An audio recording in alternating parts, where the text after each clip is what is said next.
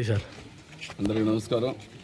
ఈరోజు మా పల్నాడు జిల్లా ఎస్పీ గారి ఆదేశానుసారం ఈ నర్సాపేట రూరల్ పోలీస్ స్టేషన్ పరిధిలోని ఈ దొండపాడు అనేటువంటి విలేజ్లో కార్డాన్ చర్చ్ ఆపరేషన్ చేయడం జరిగింది. సుమారు 100 మంది పోలీసులు ఆఫీసర్లు అందరూ కలిపి పార్టిసిపేట్ చేయడం జరిగింది. ప్రతి ఇల్లు కూడా క్షుణ్ణంగా తనిఖీ చేయడం జరిగింది. ముఖ్యంగా తనిఖీల్లో